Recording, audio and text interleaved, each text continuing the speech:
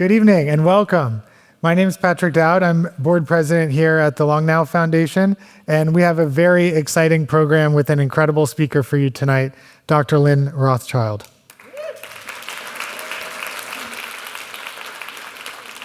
Dr. Lynn Rothschild is an evolutionary biologist, astrobiologist, and synthetic biologist based at NASA Ames Research Center and an adjunct professor at Brown University and Stanford University. We're going to be exploring together how is it possible to build things in space with biology, and what does the process of discovery and invention entailed in that building teach us about ourselves and what's possible here on Earth.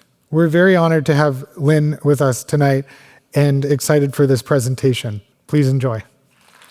Thank you very much.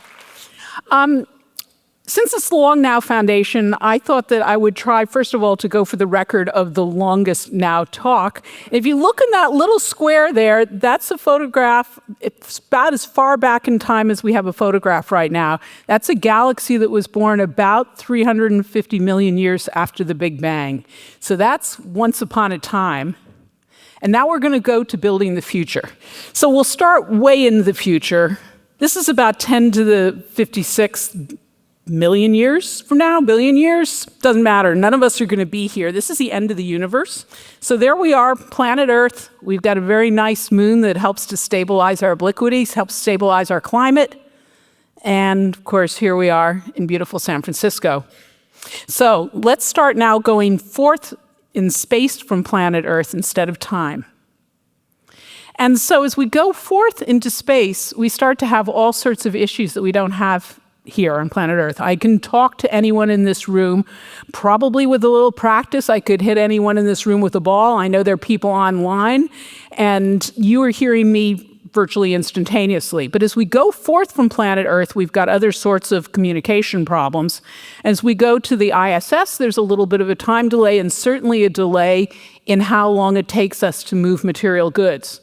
As we go to the actual moon, that delay becomes even greater. I'm not necessarily someone who believes that all science and so on should be conducted by humans off planet, but there is something so incredibly exciting about watching members of our own species set foot on other worlds. Now, as we go from there, we might think about going to Mars. And so now, instead of talking about a couple of days to get there, you're talking about scenarios where it might take 6 months or so to get there. Then you wait about 1.5 years for the planets to realign and about another 6 months to get back. So you can't just get there and say, I forgot my XYZ. You have this long time delay, and you also have a time delay in communication. So you're having to become more and more independent. But as we go forward from planet Earth, we still take our needs with us. And just to remind you, we have needs as humans. We need transportation. All of you got here somehow, whether it was by your feet or by a bicycle or by BART or whatever. We need life support. Now, this is something we don't tend to think about on planet Earth because today we have about a 21% oxygenated atmosphere. We have food, of course, that we need. We have medicine. We recycle our waste. We wear clothing. We have all that infrastructure here. But when you go off planet, none of that is a given. We have habitats to protect us from the rain, from the snow, and from solar radiation. This becomes even more important off planet. We need power, we need heat, we need light, we need this radiation protection and communication. So again, just because we're off planet Earth doesn't mean that we don't have all these needs, but we have different problems to actually satisfy these needs. So for example, one of the biggest issues is up mass and up volume. To get off planet Earth is extremely expensive. It's not something you do lightly. And part of the problem is that we have to launch against Earth's gravity well. And that is extremely expensive. It takes a lot of rockets and a lot of rocket fuel. So every time you can reduce the amount of mass that's coming off planet Earth, it gives you much more mission capability to do other things. So that is a big issue driving what we do is this up mass and then, of course, the volume. You don't want to take up the whole volume of the spacecraft with a laundry bag or something. And so, as I say, that's involved in the cost. And you need to be able to store things. They need to be reliable, and they need to be flexible. You need power, and that's certainly not a given. We have a huge infrastructure here. We're quibbling over what type of power goes into the infrastructure, but there is no infrastructure for us off planet. And so I've been increasingly arguing that in a lot of ways, going off planet is the ultimate circular economy, because we're no longer worrying about, how many tons of garbage we have or how many tons of metal or paper recycling. We're now having to worry about where every water molecule is going, where every atom of carbon might be going in the cycle, because all these things become extremely precious to us. So again, it becomes incredibly important to look at where that economy of the elements and the molecules is going. So we ask, is there a technology that can help? And of course, your answer is going to be, surely there must be something in Silicon Valley that can help us. And that's been the approach that we've used up till now.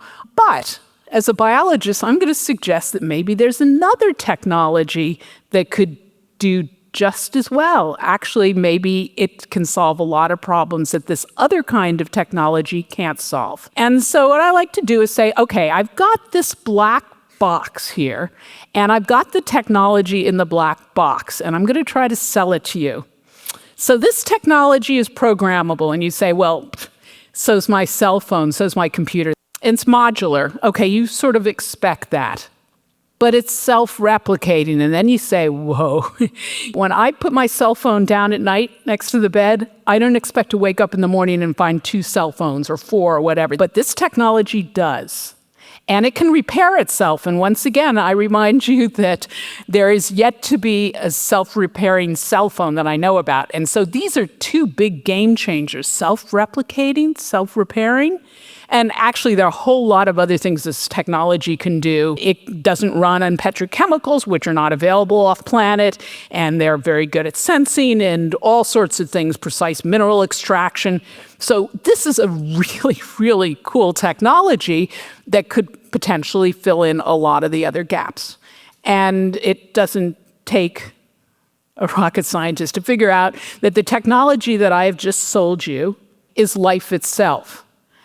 And it turns out that life, if you think of it as a micromachine that does carbon chemistry and nanotechnology and makes things, is an incredible, incredible technology. And further, it's not just something new. It's got a very, very long, distinguished history, much, much longer than Silicon Valley. In fact, it's, say about 3.8 billion years old. That's pretty good run for a technology, isn't it? So the question really is, what's the big idea?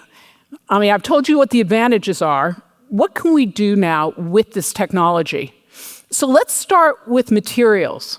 Life makes materials. I'm wearing wool. I have some leather on. These are all products that are made by life. And that's why I particularly like to show this little sheep from Scotland, because we use a lot of materials that sheep make. You can see some wood in the background and a tree, which brings us to the most used natural biomaterial on planet Earth today, and that is cellulose. You're all familiar with cellulose from trees, paper. Cotton's about 90% cellulose. And it turns out cellulose is really ancient. It was invented by cyanobacteria, possibly as long as, say, again, 3.5, 3.8 billion years ago. And it's more or less a polymer of beta-glucose. And beta-glucose itself, once you break it down, can be used to make, cellophane, rayon, starch, cellulose, all sorts of things. So wouldn't it be cool to take this cellulose that is so prevalent in nature and be able to break it down and make other things with it?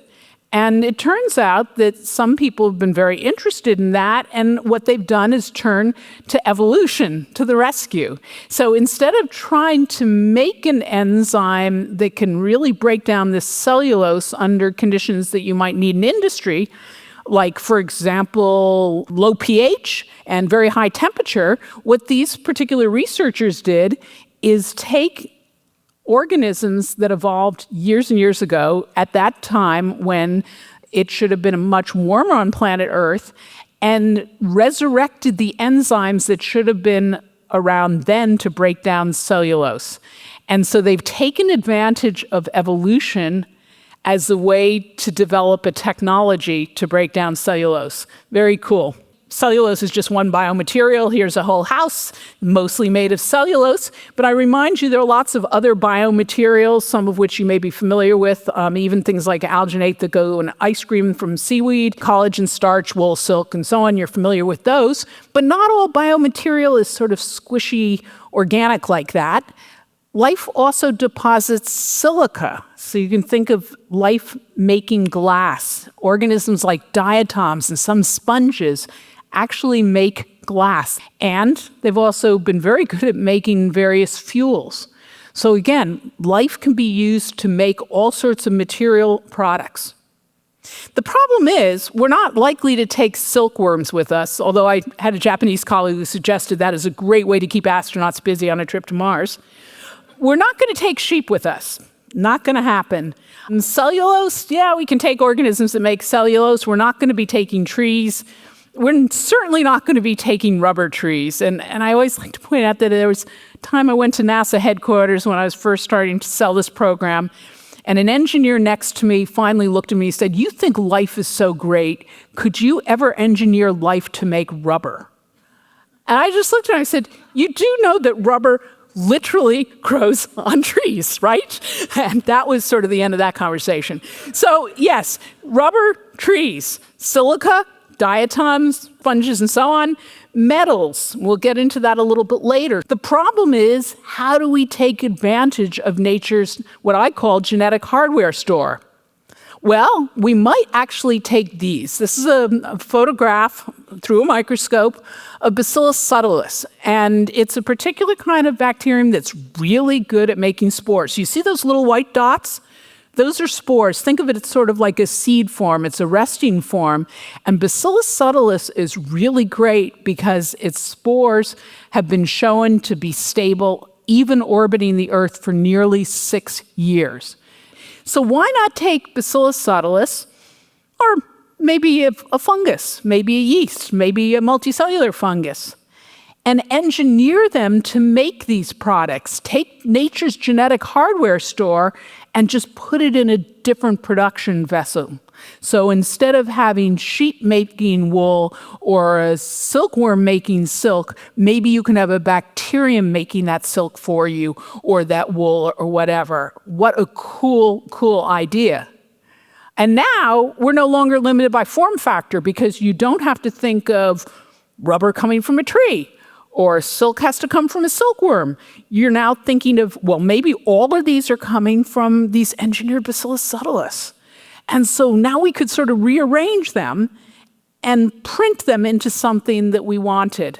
So for example, if you look at our bodies, think about something like your bone in your leg, or think about a feather.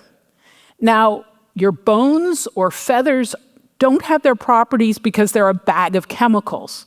They have their properties because they have structure starting at this really atomic level that builds up, what we call hierarchical structure, and that gives you the property of something like a feather or a bone or whatever. And so now, if you've engineered these bacillus or yeast or something else to make all these cool things, you can now rearrange them and print something that life has never evolved and possibly never could. So let's give you a more of a concrete example. One of the issues that we've turned to is habitats off-planet. Now, I bring you back to Apollo 11. The lunar module was not very big. I did a calculation once, and if you take the volume of the lunar module, it's about the same as a C-block cell in Alcatraz if it were only 5 feet high. You can't expect people to spend long periods of time being successful working there in very cramped quarters. We need something much better. So we've turned our thoughts to habitats, and the traditional approach is to bring something with you, like the lunar module. There are currently plans for a 29,000 kilogram habitat for a Mars mission. So you think about that, that's an awful lot of upmass. And so now you're talking really about multiple missions to get your house in place. So some people thought maybe there's a better way. Maybe we could use some of the materials that are already there. So maybe you could take that regolith, the surface material on the moon or Mars, and use that to make some kind of lunar or Martian concrete. So you're taking advantage of a lot of the materials that are there. Or maybe you could make an ice house.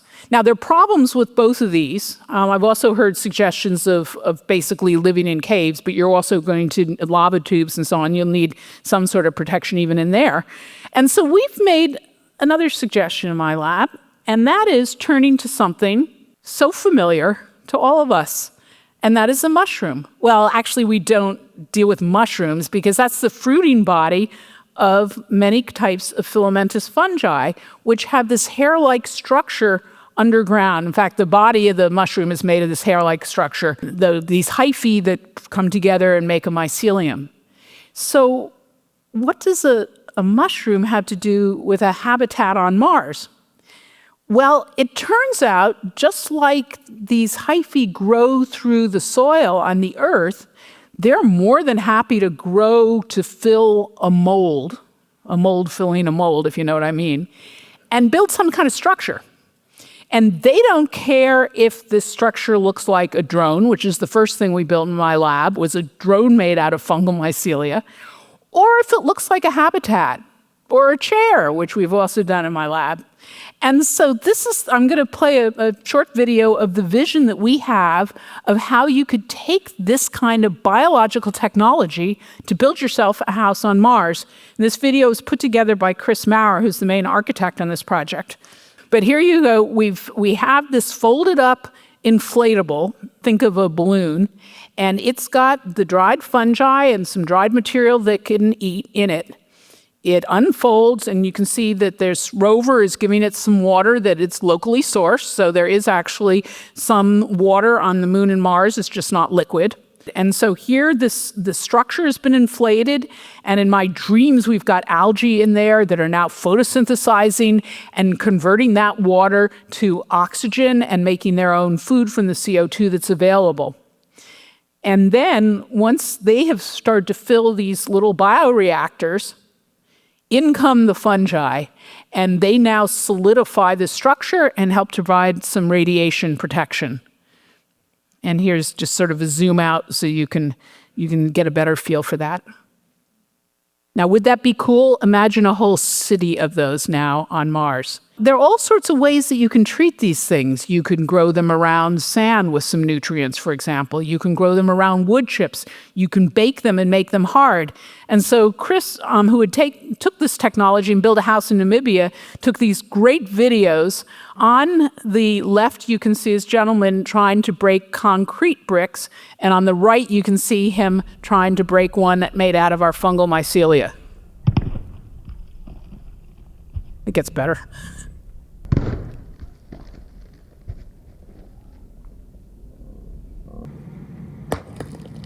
So again, don't think that this is a bad approach, is it? I mean, you would trust concrete. Why shouldn't you trust fungal mycelial bricks? And so again, this is our vision of what a habitat on Mars might look like. But life is also really good for material extraction. It pulls things out. And one of the things that it pulls out is metals. And it turns out we need a lot of metals for space exploration. We need lithium for batteries. We need carbon for carbon composites, and silicon for glass, and gold for mirrors on space telescopes and foils and all sorts of things. And it turns out life is really, really good at extracting metals. In fact, about half or more of the enzymes in your body use metal as a cofactor. And people ask me, which metals? And the answer is look at the back of a vitamin bottle because it will tell you what metals you absolutely need. And that includes things like selenium and cobalt and so on that you may not even think about. But we use them, and a lot of other organisms use much of the rest of the periodic table. Not the entire periodic table, but with bioinformatics, we can even access much of the rest of the periodic table with small proteins. So we took advantage of this in my lab, and we were able to design a filter made, again, out of the fungal mycelia by taking proteins that bound to the fungi at one end and bound to specific metals at the other. So now you can grow a filter that can be tuned to whatever metal you want. Really cool stuff, I think. The idea of being able to grow a filter that at the end of its life, in principle, could be composted. I'm sure everyone in this room has heard of DNA before, if not recently, maybe sort of past in your biology class, and you think of it as the genetic material. And yes, that's what life uses it for, but it's also a thing. And what if you thought of DNA not as coding material, but as a building material? Think, it's very skinny.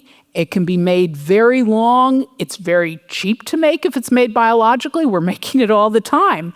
So what about using DNA as a building material? And this is work, again, that's been primarily led by Simon Vecchione, who's been associated with my lab since 2013. And one of the things that we've discovered with him taking the lead is that DNA, instead of having the normal bases match, you normally think of adenine and thymine binding together and guanine and cytosine, so GC and AT. What if you have a cytosine-cytosine mismatch? Now they can't bind, but it turns out what they can do is now put silver atoms inside that mismatch. And so then we started thinking silver's conductive, DNA is long and very, very skinny and cheap to make. Could you now make a wire out of DNA, which is what we've done over the years? Turns out, you can see from that NMR, that it's 3 silver atoms that can be intercalated.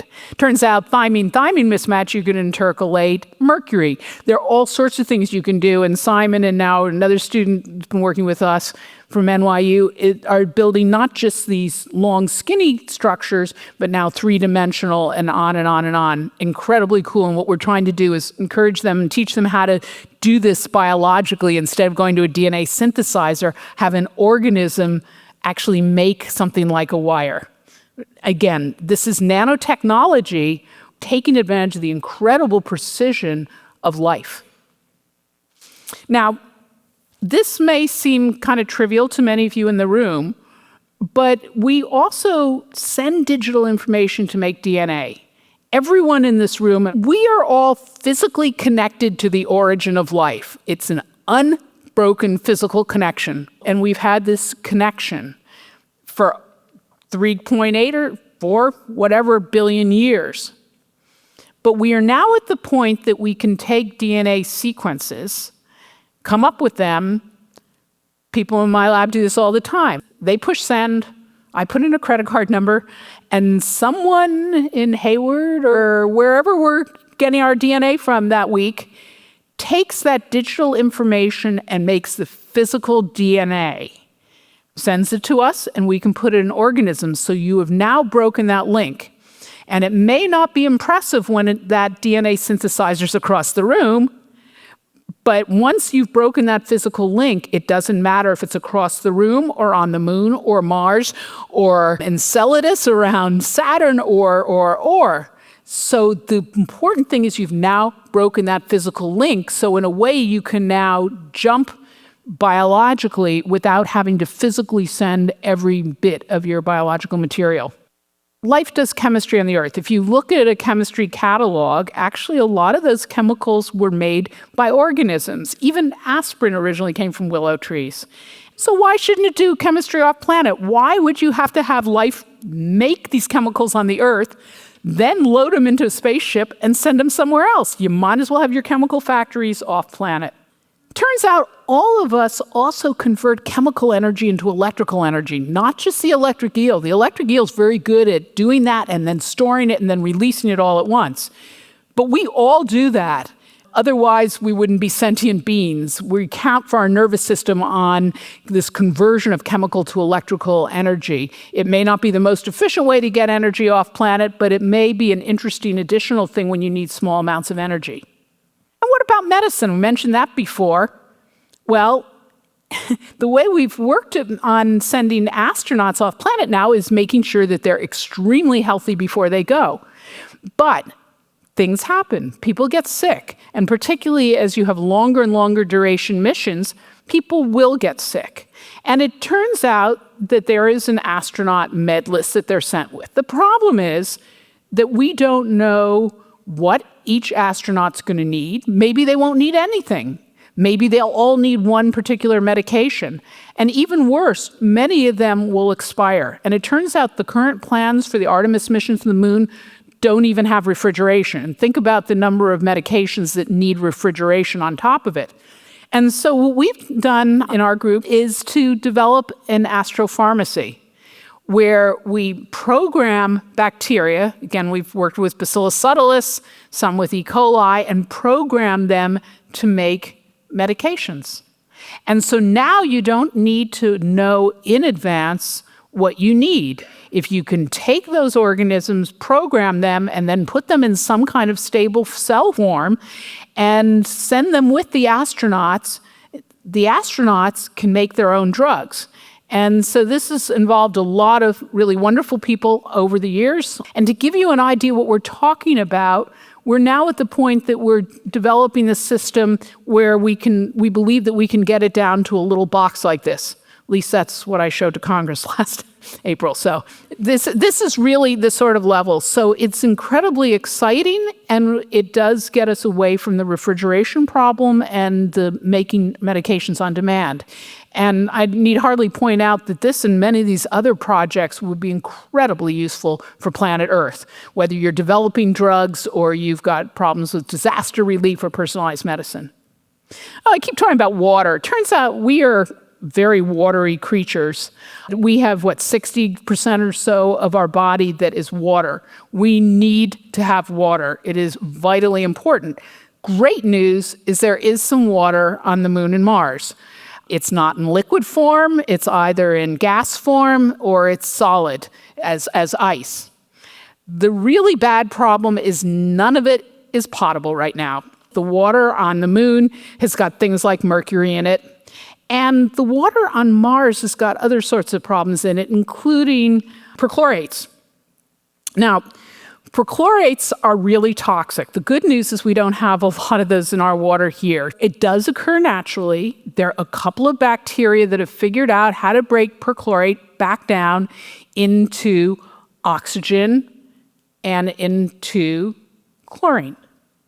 And so that sounds great. The problem is those organisms really don't want to do that unless they're kept out of the oxygen. And they actually are not really all that great at doing it. They're really not that hardy and so on. So once again, our thought is we tap into nature's genetic hardware store, take those capabilities, and put them in an organism that is much more rugged to do the work for us. What about food? Well, once again, we have a very long history of eating organisms. In fact, that is what we eat, besides drinking water. And so it is ridiculous not to take advantage of it. I have a vision someday of being able to eat a steak on Mars.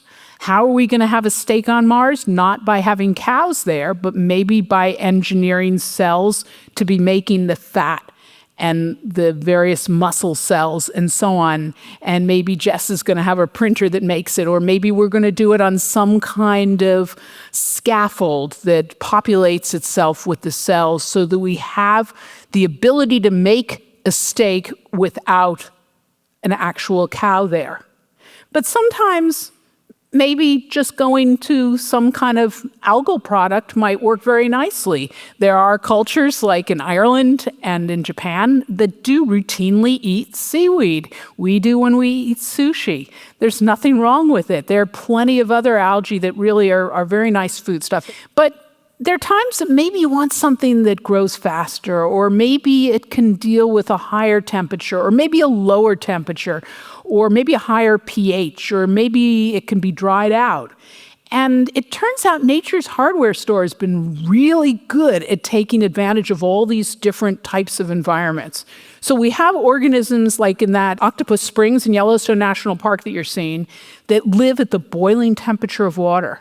And others in Yellowstone live down to about the pH of the acid in your stomach, so around pH 2 or lower. So these are organisms that live at huge ranges. This one turns out it's a little bit higher pH than seawater. So why not take these capabilities that allow these organisms to live in these different environments, and again, put them in organisms that are going to do the production for us. This is something my students over the years have called the hell cell, and I put it to you that there is not a better name for these organisms. But if you can't do that, or maybe, at some point you think, that would be good, but what if you could just start over again? Maybe you don't want a squishy cell membrane made out of lipids. Maybe it would be better if we had some kind of production factory that takes advantage of biological systems, but's more resistant to radiation, or has a titanium shell, or is made of stainless steel chloroplast, or whatever. I'm throwing out wild ideas right now. So you start over again. You make life 2.0. And there are a lot of people who are working on that. Most people are using kind of a Franken-cell approach where they're taking apart or taking capabilities that are modern and trying to put something back together, which sounds almost like it's cheating, but I don't know about you. I can't take cells, put them in a blender, and put them back together. There's something that we haven't figured out. But then there are others who were particularly interested in the origin of life who are taking the other approach and saying, there is one example that we have of life evolving from non-life on Earth, and that's us. That is the life that we see. How did that work? And so starting from that approach, and I can tell you that I have colleagues that are very, very close to at least that first approach. So one of these days you will see that in the paper, so-and-so created life. And then there will be, a big uproar and discussion about whether it counted or not. But it's out there, and there are people working very hard on it. And again, a lot of really, really cool research. Well, another gap that sounds maybe a little prosaic is laundry. And I will fully admit that this was my pandemic project. Had a young colleague in the UK who came to visit who turns out has started a company called Oxwash. And it turns out he's got all these technologies. He's also spent some time at Kennedy Space Center. And so he got really excited when I suggested maybe we could take some of his technologies and apply them to space. And so I started doing a little digging around. And if you start Googling, how do astronauts wash their clothes, what you will find is astronauts do not wash their clothes. It is too massive to bring a washing machine.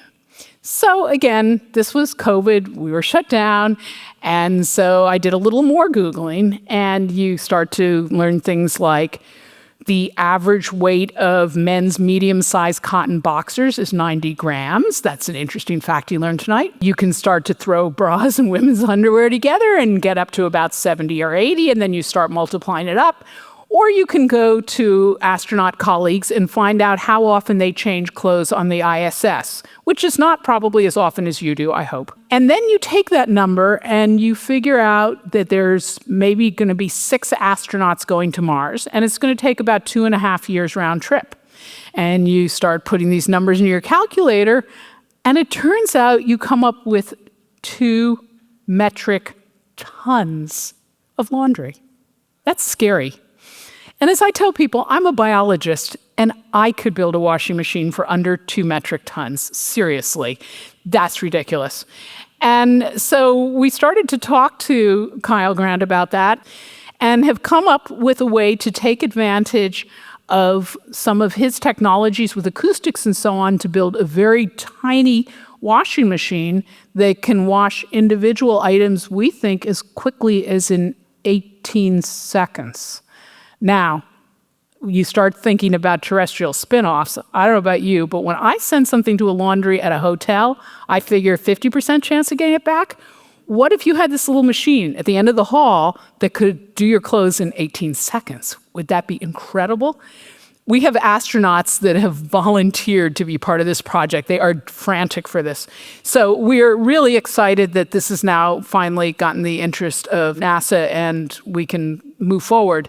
What does this have to do with biology? Well, one thing is I could say that obviously part of washing your clothes is reducing the bioload. You're reducing the contamination, and it's all to keep us healthy, et cetera, et cetera. But it also turns out there's one other little angle, and that is that to really get your clothes clean, particularly being able to use a cooler temperature, thus saving power, and we want to save power, mass, and volume, we take advantage of the fact that there are enzymes that have already evolved or can be made to digest things like what you spill on your shirt during lunch or dinner, or blood stains, or alcohol, or fats, or DNA, or whatever you've managed to spill.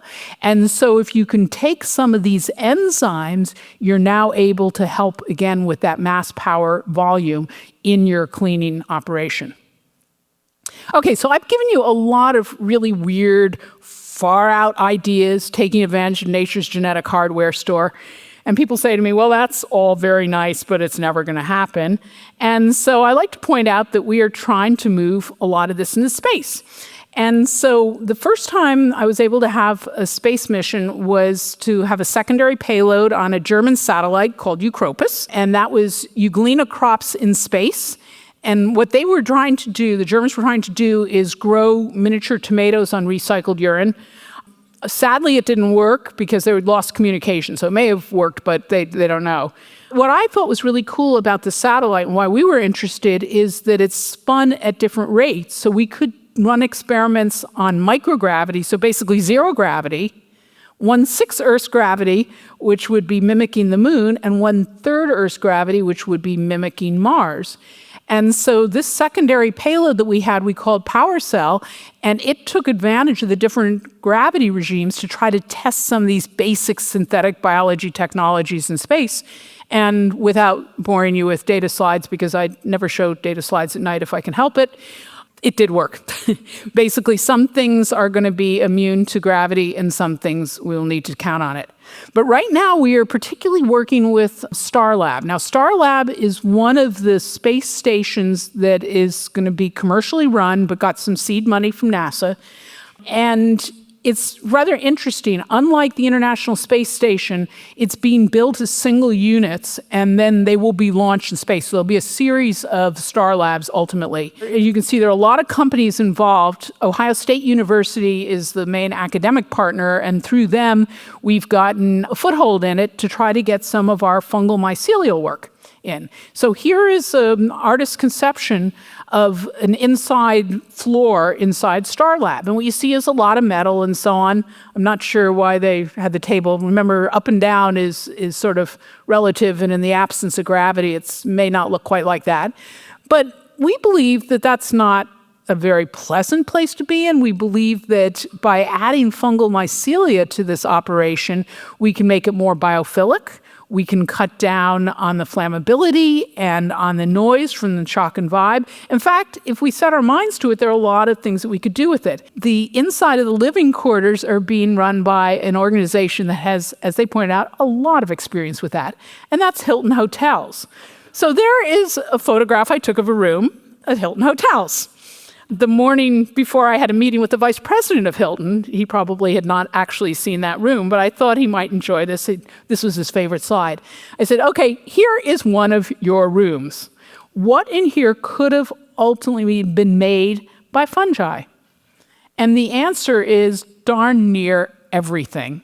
So we've now been in touch with actually the Hilton Bankside, which has a vegan room, is now interested in the mycelial room and so on. So if you set your mind to it, you could actually grow a lot of that interior, or at least put a veneer on so you're not staring at stainless steel all day. And so again, Chris has come up with some very cool ideas for example, sleeping pods. Currently, astronauts get strapped to the wall. I hear you get used to it eventually, but it doesn't look like it would be all that much fun, and particularly, again, to long duration, maybe tourists and so on. Chris's idea is we have these pods. They're black because they've got pigment in them to help protect them. the people from radiation. And then it comes down, so you get sort of that feel of being in a bed, even though you're in a microgravity environment. So I don't know about you, I would love a bed like that. Is that not cool? But not just for technology. When we take advantage of nature's genetic hardware store, and particularly when we add synthetic biology, when we're doing new things with biology, treating life from the perspective of an engineer, we can also ask what-if questions. So, for example, I usually maintain that one of the oldest questions we've had as humans is, are we alone in the universe? Now, obviously, the alpha level questions are what's for dinner and how do you make a baby and, that kind of stuff. But after that, we know very well from earliest recorded time that people looked up to the stars. And it would be inconceivable to me that they weren't also thinking about this question of, are we alone? But we don't even know really what has happened on planet Earth or what the potential was, because we only have one narrative for life on Earth. And as Darwin said, it's sort of like taking a book and taking 90% of the chapters out, and then 90% of the paragraphs, and 90% of the sentences, and 90% of the remaining words, and 90% of the letters that are remaining, and trying to piece the whole original book back together. It's extremely difficult. We have a sense of what's happened during the last 4 billion years, but we don't have a really clear picture. And so, as I like to say, it would be as if I walked into an English department and said, I'd like a job as professor of literature. And the department chair looking at me skeptically says, and exactly how many books have you ever read? And I proudly say, 1. I would be laughed out of the room. But that's exactly the situation we're in as evolutionary biologists. We only have this one narrative. But when you start engineering life, we can start to ask these what-if questions. What if we had used different enzymes? What if we had used different nucleotides in our DNA? What if instead of left-handed amino acids, we use right-handed amino acids in our bodies? What if? And so that's what we can now start to do in the lab. So synthetic biology allows us to speed up evolution and ask these what-if questions. Maybe even going back to what we think was some period in time and letting the clock run again. Would it have happened again the same way? We don't even know these alpha-level questions. So as I say in my other life as an astrobiologist, there would be nothing, I think, more exciting in biology than to find a second origin of life. I mean, when I was growing up, we had an example of one solar system. And now with missions like the Kepler mission, we know literally about thousands of solar systems in our galaxy, and we know that there are a multitude of galaxies. But with life, we're still at that stage of only having one example. So again, imagine if we had 1 million examples of life, and we could say most life forms do this, and some do that, and some do that. But right now, I would be happy for an N of 2. But even replaying the tape would get us somewhere. So let me leave you with a few final thoughts.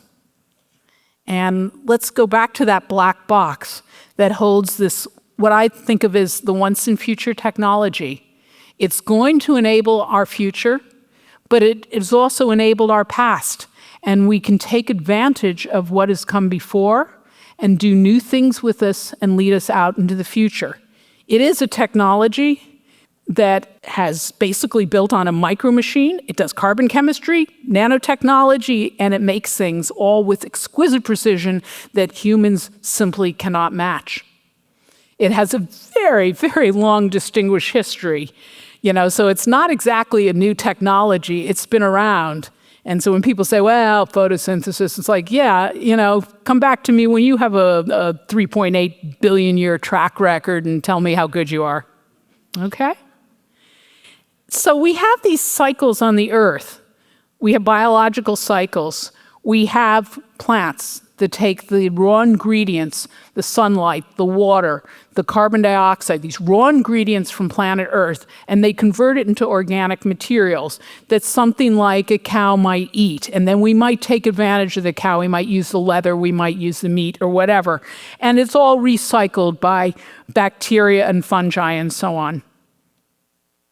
We have a tech path, which is pretty much one way at this point. We extract metals and so on. We make things, we use them, we dispose of them, we pollute them. With the sort of metal recycling that my lab's doing, we're hoping that we can close some of this loop. We can make it as a cycle instead of a one-way. And we go out into space, we're really, really good at recycling some things. The saying is that yesterday's coffee is tomorrow's coffee. Think about it for a second. We are really good at recycling water. And that's a good thing because it's really expensive to take things into space. We're not so good about recycling tech.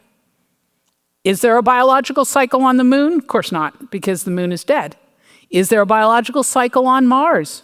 We have no idea. Probably not at this point because there is little, if any, liquid water, and it probably comes in tiny, tiny droplets, if at all. But there may well have been in the past. Can we take advantage of these raw materials? And so we don't need to bring them with us? Boy, a lot of these look like the raw materials on planet Earth. Why shouldn't we? We've got life taking advantage of them on the Earth. Why can't we see a future where we do the same sorts of things except off-planet, taking advantage of life as a technology and synthetic biology? Now, the problem is that we have all these constraints I told you about. We have the up mass, we have the up volume, we've got the cost, we've got the storage, reliability, and so on. And so these are constraints that I have to deal with that other people perhaps don't because they have the power and they've got plenty of room and the volume and so on. So maybe they don't care. They're worried about maybe their investors in the next quarter. I don't. I've got totally different other constraints. Does this depress me? No. Do I look depressed? No, I'm not depressed. Because I believe the constraints really force you to be creative. And once you're creative, that's when you can start having the game-changing solutions, not when you're doing the same old. And I believe that by looking at what we can do in the future in space, we're now talking about radical sustainability because we have no choice. We don't have the supplies of other sorts of materials that we have on the Earth. And so once we start to look at this sort of technology for off-planet with that breathing room of the fact that we have no choice and therefore it's got to work, we're not worrying about this quarter's investment, we're worrying about it's got to work long-term. We now have game-changing solutions that I really believe will revolutionize both life on planet Earth and life past the Earth. And so with that, I will say ad astra, which means to the stars, and thank many, many, many people who have helped with this work over the years, including ones who are currently in my lab, ones who are currently in the audience, currently online, and to the many years that we sponsored the Stanford Brown iGEM team that pioneered a lot of these projects. And thanks very much for coming out. Really appreciate it.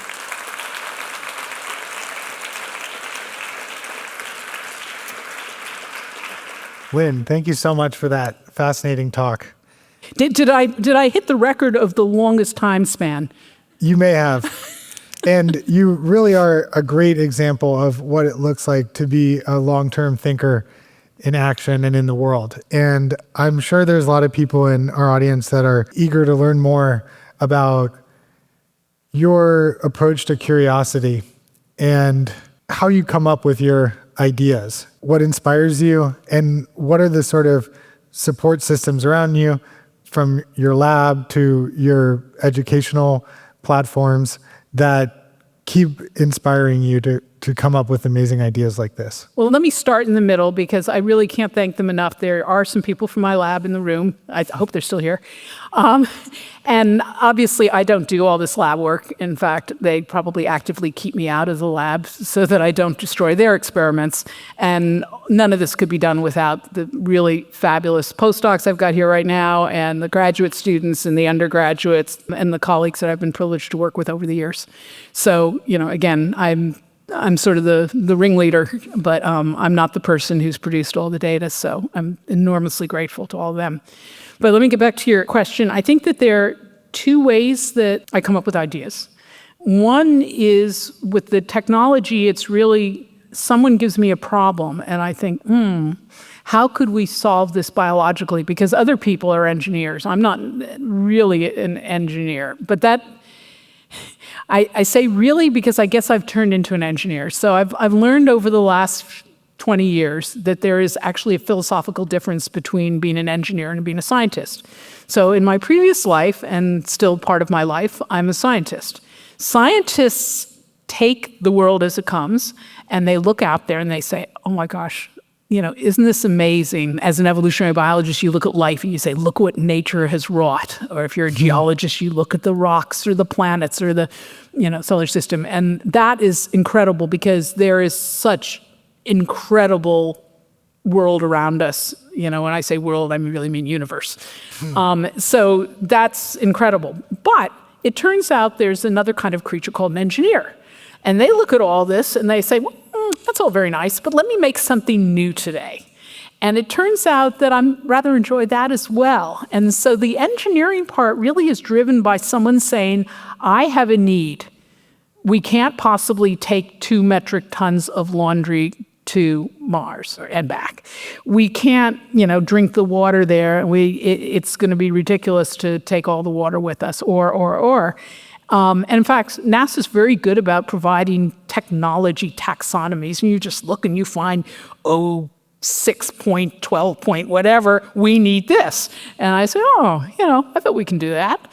And so that's how we come up with some of the ideas. And I try to be clever about it. And then scientifically, I think my personal strength is because I'm a fairly broadly trained evolutionary biologist. And sadly, I don't think as many people are going through with biology degrees today really having a concept of the diversity of life.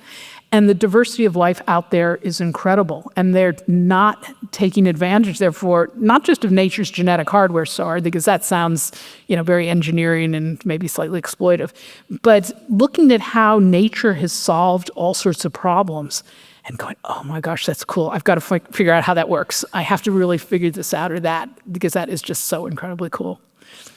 That's amazing. So one aspect of your work is about knowledge, and another is about having a sense of how things work from experiments and experience. And I'm curious, what would be your advice to young people who look at you as a role model and think, I want to advance science in these ways when I'm older? They have more access to information than ever before. But what are the kind of things that people need to learn offline to get a sense for doing this kind of work? Well, again, it sort of depends at what level you are. And I know a high school student is on tonight, for example, who is asking me exactly that question. And I would say one thing is that you need to have a really good grounding in science. Take the science classes. And it's not just for the factual knowledge, because yes, in some ways you can get that online. But it's also to learn how a professional thinks. How does a professional scientist look at something and judge it? And it's not just a scientist, a geologist. How did they approach the world? How does a paleontologist approach the world? How does a chemist approach the world? So it's partly that, really learning that, and then being trained broadly. Because I really feel that one of my strengths is making connections between and among fields. And I think that's incredibly important for our future. It's hard to believe, but biology, chemistry, and physics are not God-given disciplines. They are human constructs. Planetary science wasn't actually a discipline until 30 or 40 years ago. Someone made it a discipline. We didn't have bioengineering, and astrobiology crosses disciplines. So you can't really think of disciplinary boundaries at a university or a school as being rigid. You just have to think of them as sort of working taxonomic units, maybe, and learn what you can and feel free to cross those disciplines, which I do basically every single day. One of the things you spoke about in your talk was a fascination about the possibility of playing the tape back in a different way, that maybe evolution could have forked in one direction or another at a different time. What moments in evolutionary time, looking back, would you love to see if it could have forked another way? Oh, wow. So I think a little bit like people who are time travelers and change history. So if we just reverse the clock till lunch today, yes, we could come up with a million different outcomes. But the farther back we go, the better the chance of a completely different trajectory. So I think one thing that would be fascinating would be to wind back to either right before the origin of life and see if it could have originated differently. And maybe you have to go even a little further back to see if there were different inputs.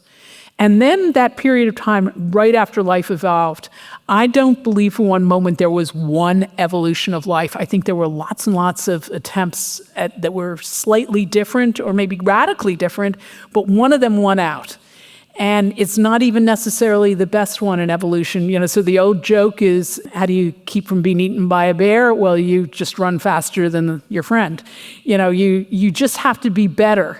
And so life is probably full of all sorts of examples of that, where something was just a little bit better at that particular time, and maybe it would have been different. My heart goes out to the dinosaurs. It wasn't their fault that day that the asteroid landed. They really could not have done much about it, with the exception of building bomb shelters or something.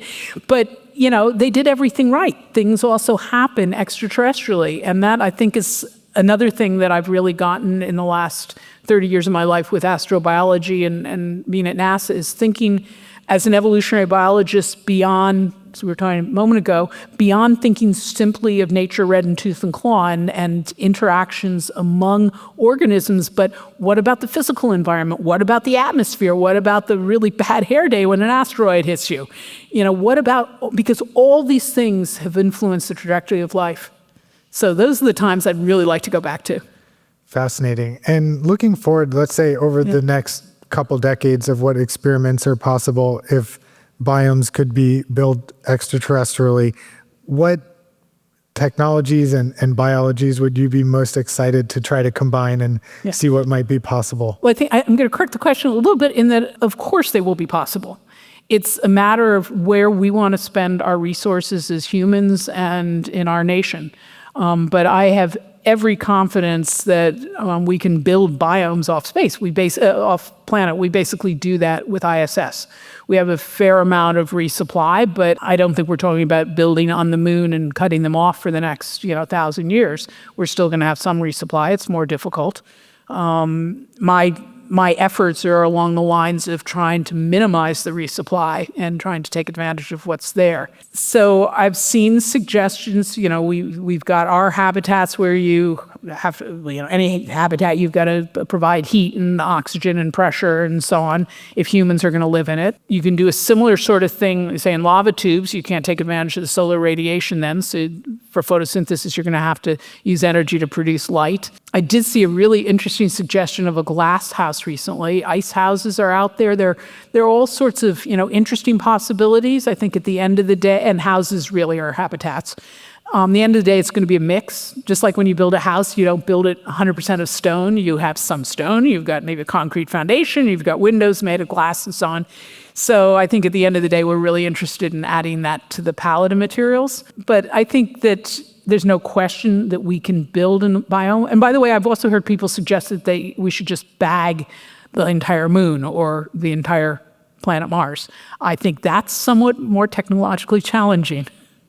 What do you mean bag the moon? Literally put it in a case, and then you have a pressurized system and you can start to, build it. I mean, you can also heat up or bomb the polar ice cap with the carbon dioxide and heat up Mars for some period of time with extra CO2, and then you create an atmosphere. There's some really radical ideas out there. I'm not quite ready for that, and I don't think that we should be doing that scientifically at this point because of the possibility that there could be life there. Fascinating. And what kind of culture on Earth do you think is needed in the future to support advancement of this kind of curiosity, discovery, and progress? I'm glad you said culture, because I think the curiosity part is innately built into us as humans. I mean, I think virtually every child is born innately curious. And sadly, we have an education system that I think beats a lot of that out of children. But I think as humans, we're curious. We want to know what's out there. We want to know about the future. I really love to tell the story of when I was doing some field work in Kenya and had the privilege of going into a school that was in the slums of Nairobi.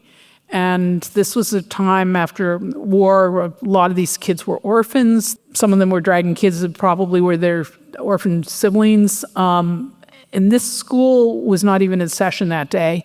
And I came in to talk about the potential for life in the universe. And these classrooms were packed. And these were kids maybe from 6 to 15, because a couple of these high school kids would get to go to a proper high school and have a future, beyond this.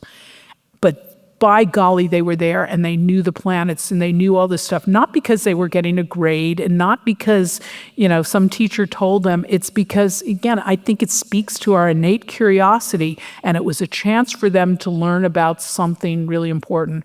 And I think that we have to realize that humans are not just well-fed cows. Yes, it's good to eat. Yes, I'm very fortunate. We're all fortunate in this room that we are, well fed and we have this luxury. But part of what makes us human is this innate curiosity. And so I think we will do all these things simply because we are human. That is part of being human.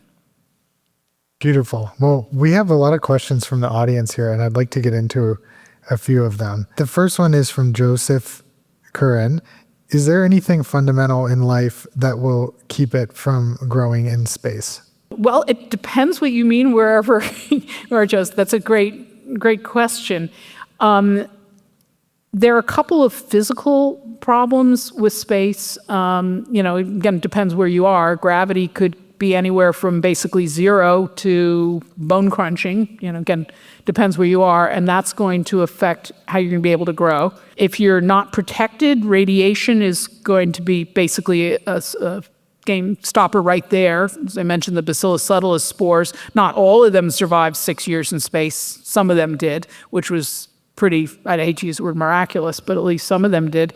So radiation is definitely a stopper. For multicellular organisms, the gravity becomes really important. We need oxygen. Not all life on Earth needs oxygen. We all need carbon because we're all made of carbon. We all need water. So it depends where you are. But I'm going to assume that the question really is about humans, and that you do need the radiation protection. And that, I think, is a lot of the problem with going to Mars, is having adequate protection for that period of time and having adequate gravity so that you don't have one-way disintegration of your systems. I mean, these astronauts, when they come back, are in not great shape.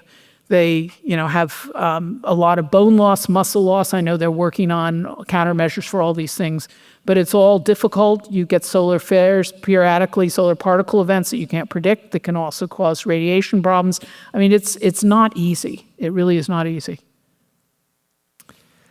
This question is from Juan Leon. What are the ways that these technological breakthroughs from space can be used to make life more affordable on Earth, particularly with regard to housing and medicine?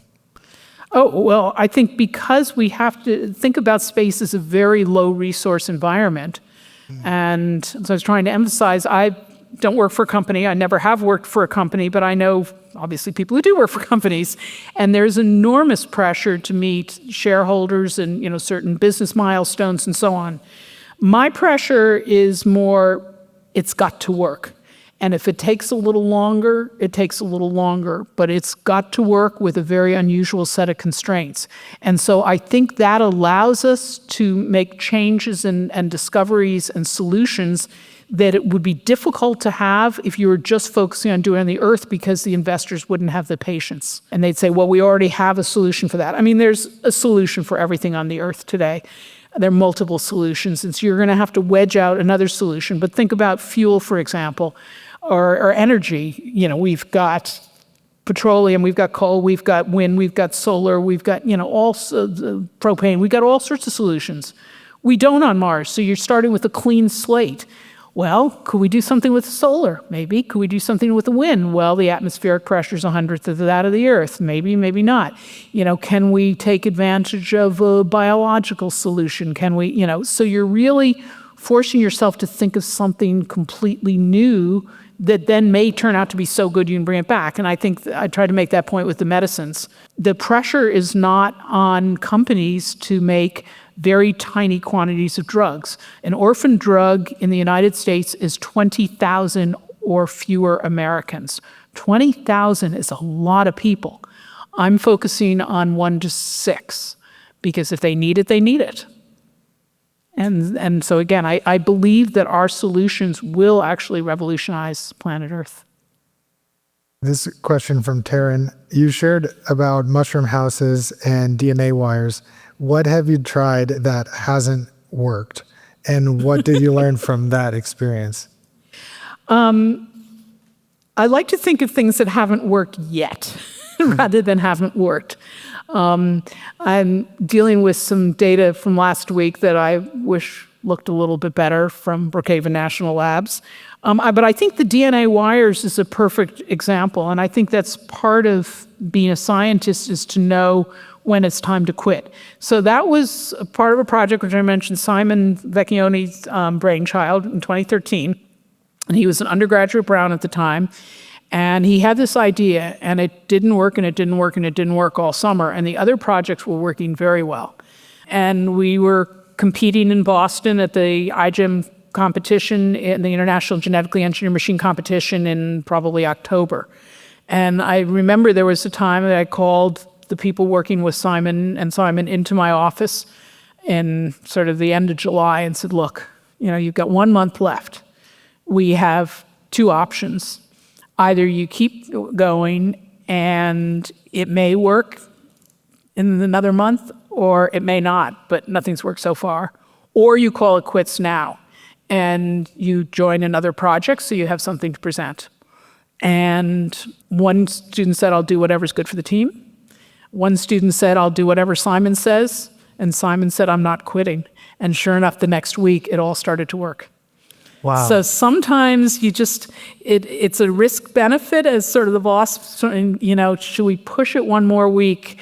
Alina out there has had the same sort of situation recently. Do you keep pushing it with one organism and it doesn't work and it doesn't work? And she spent about a year sort of working extremely hard and banging her head against a wall and it wasn't working. And finally said, yeah, let's just try something else. And bam, worked. So that's part of the experience of having to know when, but I'm hardly infallible. Wow, it's really inspiring to hear about the mindset behind all of the breakthroughs and experiences that you've shared with us today. Speaking of mindsets, another impressive thing is your fluency with very long time scales. And I'm curious about how you feel about thinking long-term and how you situate yourself across billions, hundreds of millions of years and the present. Well, I'm really glad you asked that. I was inspired because of the title, Long Now. And so it got me thinking about time some more. And I'll tell a story that about 10 years ago or so, I was asked to speak at the International Horological Society, timepieces. Turns out this is a timepiece because it doesn't make noise. Clocks have to make noise. So they asked me to put together a talk on time and biology.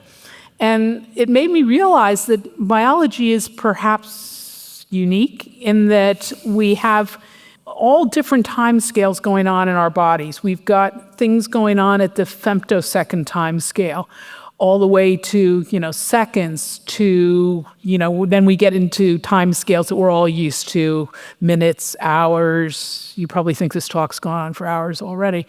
Didn't actually. We can warp our vision of time, days, years. And then we were up to about maybe 100 years. And that's something that I think we can envision. I had a grandmother who made it almost to 101. She could easily envision 100 years. And I can, picture her lifespan pretty easily. 200 years, with American Revolution is 250 years. You can pretty much do that because it's 2.5 times 100 years.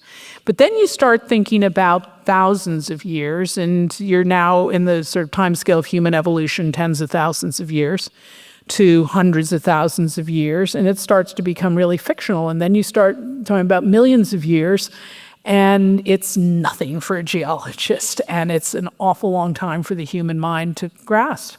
And then I start rolling off numbers like 500 million. Turns out we think that Venus may have been almost like Earth up to as recently as 500 million years ago. And you think, how could she even say as recently? And I can say that. I practice. The universe is at 13.6 million years old. I can say these things, and then I go home. It's like, oh my gosh. That's a really long time, because I do believe that it is beyond human comprehension. I can talk about these numbers. I know rationally they're true, but I am, like, I think all humans, centered in that seconds, maybe fraction of a second to hundreds of year time scale of something that we really can understand at a gut level. That's wonderful. For my closing question, I want to ask, what kind of support and partnership and collaboration would you want to invite in to your work that could really help move it ahead in leaps and bounds in the coming years? Well, right now there are a lot of really incredible advances in nanotechnology, in bioinformatics, which, there's been a Nobel Prize recently, last few years in bioinformatics. We used to use and now was called computer AI, bio, whatever. There are new names for these things, but it's really taking the power of computers. And so unlike, the professors that I had, who one in particular I was close to was the world's expert in sponge phylogeny. And that may sound esoteric, but to know as many different species of sponges as he did with that kind of intimacy is something that we'd lost to a large extent. But then we have the advantage to being able to go through the information that's out there on all these species of sponges and being able to put it together. I still believe we need the human, aspect to look and really understand and ask the interesting questions and really be able to sift through some of it. But I think the bioinformatics is really, AI-assisted design has just been incredible, including designing new proteins and enzymes and so on. So the nanotech, the bioinformatics, synthetic biology, the ability to take bits of life and do new things with them, it's incredible. It's going to do, incredible things in, the sort of areas that I mentioned and many others over the next really 10 to 20 years or sooner. It's everything is just moving so quickly in so many fields, and certainly engineering as well, something I know less about, but